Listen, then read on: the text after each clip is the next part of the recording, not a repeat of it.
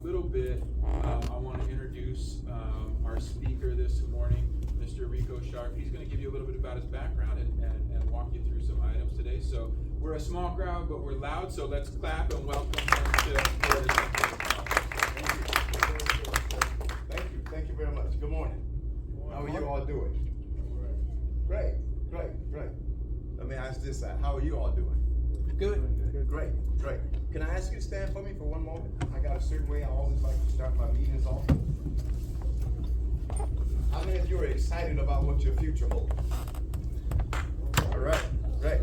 So do this for me. Look at someone either on your left or right and simply say to them, you have something special. You have greatness on your life. All things are possible. And you can accomplish anything and everything you set your heart and your mind on.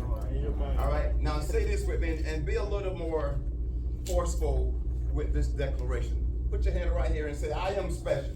I have greatness on my life. I can do anything and everything that I set my heart and my mind to accomplish. I believe in me. And I believe that all of my dreams and my aspirations will come to pass. If you believe that, give yourself a round of applause. It's an honor to be here with you today. I'm grateful for the opportunity. I'm thankful to all of those wonderful people that work in this particular college. I've been around a couple of the FTC campuses. I'm grateful for Mr. Mike giving me this opportunity. Just last week, I was at the Kissimmee campus. A couple of weeks before that, I was at the DeLand campus. A couple of weeks coming up, I'll be at the Pembroke Pine campus and then the South Florida campus. The purpose of my coming here today is to encourage you, to empower you, to enlighten you, to just get you to focus internally and begin to realize that you have greatness in your life. And to help you to understand that there are some things that are going to come in life, but not without a fight, right? There are some things that's going to happen for you, but not without challenges. And I'm a motivational speaker. I'm a public speaker, student success expert, life coach, mentor to NBA players, NFL players, and a couple of people in the WBO boxing arena. And I enjoy helping people to overcome adversity through the power of being resilient, through interpersonal discovery, through learning what you have on the inside and being able to really connect with your gifts, your skills, your talents, your creativity, and your uniqueness to really champion the life that you want. There's nothing that is impossible. There's nothing that you can't do. There's nothing that you can't accomplish. There's nothing that you can't have in life. Is it going to be free? No. Is it going to be easy? No. Is it going to come at like a discount or on sale price? No, it's going to cost you. It's going to cost you a lot, but you can do it. You can have it. I began my journey basically in 1995, speaking in jails, speaking in prisons, speaking in schools, colleges, speaking for corporate America, speaking in basically every place that the door would open, churches, courtrooms, private sectors. Just last week here, as I mentioned, I was at the college in Kissimmee, but the Saturday before that, I was at a prison in Arcadia, Florida, speaking to inmates, talking to them about how not to give up on themselves. A couple of days before that, I was in Tampa, Florida, speaking at a federal government conference to FBI agents, to agents that works in the Department of Homeland Security, and even some out of the Oval Office. And a couple of weeks before that, I was in New York speaking at a college conference there and talking about leadership. I get around, I speak a lot. I understand that there are some wonderful people in this world that got wonderful ideas and wonderful dreams, but sometimes just have a difficult time seeing those dreams and those ideas come to fruition.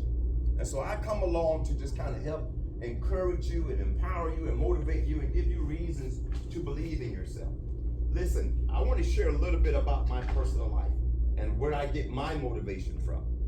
At the age of 13, I was a high school dropout.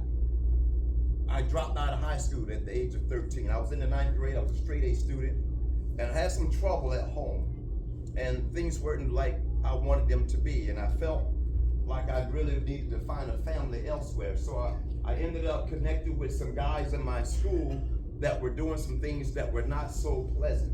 I didn't realize it at the time.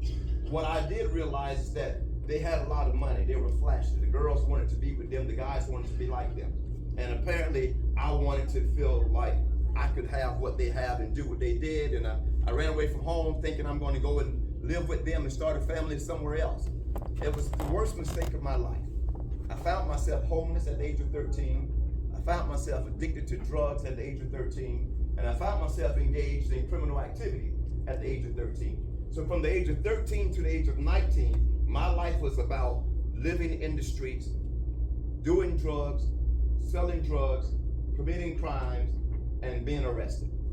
And that's what my life was from the age of 13 to the age of 19. I'm 53 years old now, so that was a long, long, long time ago. But it was during that time that I realized that there's something different, something special, something unique about me, and I need to begin to discover that.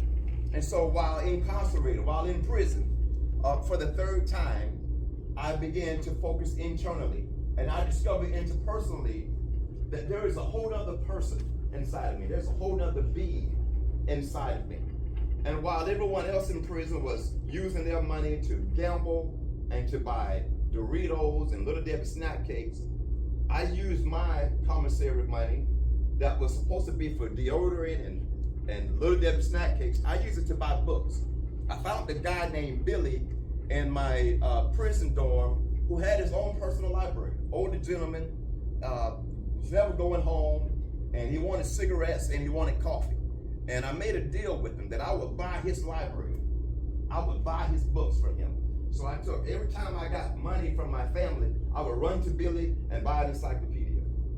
I would run back to Billy and buy a dictionary. I would run back to Billy and buy a Bible and buy a commentary. I would run back to Billy and buy an almanac. And when I bought these books, I would run back to my dorm or back to my bunk, and I would turn my bunk into a school. And for years, I sat there 8 hours, 10 hours a day, reading and studying, memorizing scriptures, memorizing words from out of the dictionary, memorizing as much as I could to self-educate myself. And so when I finally got released a couple of years later, I decided I'm no longer going back to that street life. I wanted to start a family and start a business and start giving back to society. And so the first thing that I did is I went back to the streets where I came from, and I started speaking to the young people out on the streets that were there with me before I went to prison, telling them there's a better way to life. And I started inviting them to come to church. I started inviting them to come to my house, and I had these little home studies where I would talk about things that were pertaining to life. And eventually, they started following me.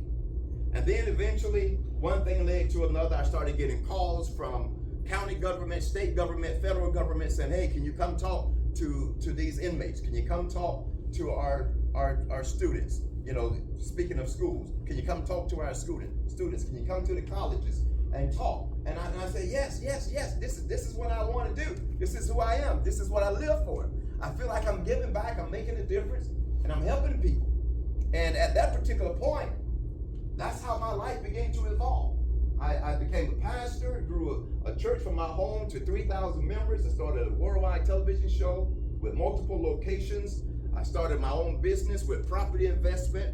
I started traveling the world speaking to people. And here I am since 1995 to 2024. I'm still speaking and pouring my heart out to help people to understand that you can overcome, you can win in life.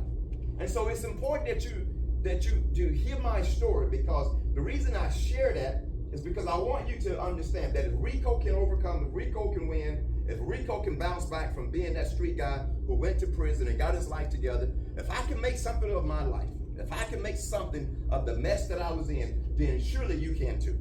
All right? Say this with me. If Rico can do it, Rico can do it. I can do it too. I can do it too. Come on, say it like you mean it. If Rico can do it, Rico can do it. I can do it too. I can do it. Now, it's important